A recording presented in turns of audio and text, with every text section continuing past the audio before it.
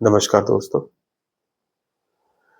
आज हम बात करेंगे एक ऐसी ट्रेड डील के बारे में जो इंडिया और यूरोप के बीच में हो रही है। लेकिन इसका सबसे ज्यादा गुस्सा टर्की को आ रहा है। टर्की इस डील का पार्ट भी नहीं है, लेकिन फिर भी टर्की अपसेट है। सवाल यह है क्यों। तो आज की वीडियो में आपको मैं समझाऊंगा कि कस्टम यूनियन क्या होता है, इंडिया और ईयू का एफटीए क्या है, टर्की अनहैप्पी क्यों है इंडिया और एफटीए के, इंडिया और यूरोपियन यूनियन के एफटीए के, और टर्की के किन सेक्टर को सबसे ज्यादा नुकसान होगी और हमारे लिए जो इम्पोर्टेंट है इंडिया के इन सेक्टर को सबसे ज्यादा फायदे। तो कस्टम यूनियन का एक सिंपल मतलब ये समझिए, कुछ कंट्रीज आपस में डिसाइड करती है कि एक दूसरे के गुड्स पे या तो बिल्कुल जीरो टैक्स लगेगा या बिल्कुल नॉमिनल टैक्स लगेगा।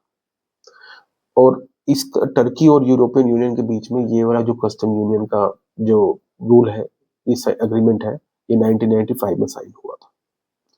तो टर्की लगभग अपने जो इंडस्ट्रियल गुड्स पे, टर्की के इंडस्ट्रियल गुड्स पे यूरोपियन यूनियन में लगभग जीरो या बहुत कम नॉमिनल टैक्स लगता है। लेकिन एक बात ये ध्यान रखिए कि टर्की यूरोपियन यूनियन का मेंबर नहीं है, फुल मेंबर नहीं है। टर्की को ईयू के ट्रेड रूल्स को फॉलो करने पड़ते हैं।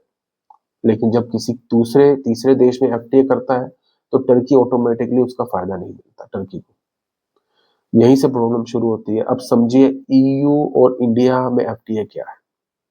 ईयू और इंडिया का एक फ्री ट्रेड एग्रीमेंट है जिस पे वो काम कर रहे हैं। पिछले 26 जनवरी को एग्रीमेंट थोड़ा बहुत साइन भी हुआ है, जिसकी पूरी तरह अभी तक भी पता नहीं चला है। इसका मतलब क्या होगा, ईयू का माल इंडिया में सस्ता और इंडिया का माल ईयू में सस्ता। इंपोर्ट और एक्सपोर्ट पर लगने वाले टैक्स या तो बिल्कुल खत्म हो जाएंगे या बहुत कम हो जाएंगे। ये डील ईयू और इंडिया दोनों के लिए फायदेमंद है, लेकिन टर्की के लिए ये प्रॉब्लम है, क्योंकि टर्की कस्टम यूनियन में है यूरोपियन यूनियन के साथ। लेकिन जब ईयू इंडिया से एफटीए करेगा तो टर्की को सेम बेनिफिट नहीं मिलेगा। मतलब ईयू का माल इंडिया में सस्ता, इंडिया का माल ईयू में सस्ता, लेकिन ईयू का माल इंडिया में अभी भी टैक्स के साथ ही आएगा। टर्की बोलता है कि हम ईयू के रूल्स फॉलो करते हैं, लेकिन फायदा सिर्फ ईयू उठाता है। तो ये सिस्टम टर्की के हिसाब से अनफेयर है। तो अब ये प्रैक्टिकल आपको मैं एक इसका एग्जांपल समझाता हूँ। आप सपोज के लिए एक मेडिसिन देख लीजिए। आपको ये पता होगा इंडिया दुनिया का सबसे बड़ा जेनरिक मेडिसिन एक्सपोर्टर है। इंडिया हर साल लगभग $25 बिलियन की मेडिसिन एक्सपोर्ट करता है। अब अगर ईयू और इंडिया में एफटीए लगता है तो इंडिया की जो मेडिसिन है ईयू में लो ड्यूटी पे या बिल्कुल जीरो ड्यूटी पे आएगी। मतलब इंडियन मेडिसिन यूरोप में और सस्ती हो जाएगी। अब कस्टम यूनियन का रोल समझिए, जो टर्की के साथ यूरोपियन यूनियन का है। ईयू और टर्की के बीच में जो कस्टम यूनियन है, इसका मतलब ईयू से टर्की जाने वाली इंडस्ट्रियल गुड्स पर या तो ड्यूटी लगभग जीरो हो जाएगी, लगभग जीरो होती है, या थोड़ा बहुत टैक्स है। अब सिनेरियो क्या हो सकता है। सिनेरियो इंडिया सस्ती मेडिसिन ईयू को एक्सपोर्ट करे, ईयू की कंपनीज उन मेडिसिन को रीपैकेज या थोड़ा प्रोसेस करके और फिर वही मेडिसिन ईयू से टर्की लो ड्यूटी पर भेज दी जाए। लेकिन टर्की की मेडिसिन को इंडिया में मार्केट में सेम एक्सेस नहीं मिलेगा। इसका मतलब ईयू को डबल एडवांटेज और इंडिया को बड़ा एक्सपोर्ट मार्केट और टर्की को कॉम्पिटिटिव डिसएडवांटेज। इसलिए टर्की अपसेट है। अब एक इंपॉर्टेंट इकोनॉमिकली रियलिटी समझते हैं। India mainly labour intensive products बेचता है। मतलब ऐसे प्रोडक्ट जिसमें लेबर का सबसे ज्यादा यूज होता है। इसमें सबसे ज्यादा और मशीन की कॉस्ट कम आती है। इसमें सबसे ज्यादा कौन से प्रोडक्ट्स हैं, जैसे टेक्सटाइल, गारमेंट्स, आपका जेम्स एंड ज्वेलरी, फुटवियर, और आपके जो लेदर गुड्स होते हैं, जिसमें से लेदर गुड्स और आपका टेक्सटाइल पे बहुत तगड़ा इम्पैक्ट आया। आपको भी पता है यूएसए का जो एग्रीमेंट, जो उन्होंने टैरिफ लगाया था, पर अब वो भी क्लियर हो जाएगा।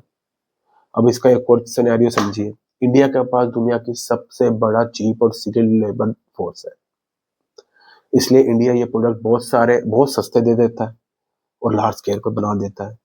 यही वजह है कि इंडिया इन प्रोडक्ट्स में ग्लोबल लेवल पर सबसे कॉम्पिटिटिव है। अब टर्की को देखिए, टर्की के पास इंडिया जितनी लेबर फोर्स नहीं है, इतनी ज़्यादा चीप लेबर नहीं है। अब वहाँ पर जो इन्फ्लेशन की वजह से वहाँ पर मतलब एनर्जी कॉस्ट भी ज़्यादा हो गया और प्रोडक्शन कॉस्ट भी ज़्यादा ऑटोमेटिकली बढ़ जाएगा। इसलिए टर्की इंडिया से सस्ता मैन्युफैक्चर नहीं कर सकता। जब बात लेबर इंटेंसिव प्रोडक्ट की होती है तो इसमें इंडिया का कोई मुकाबला नहीं है। चाइना मशीनों के ऊपर, इंडिया लेबर के ऊपर।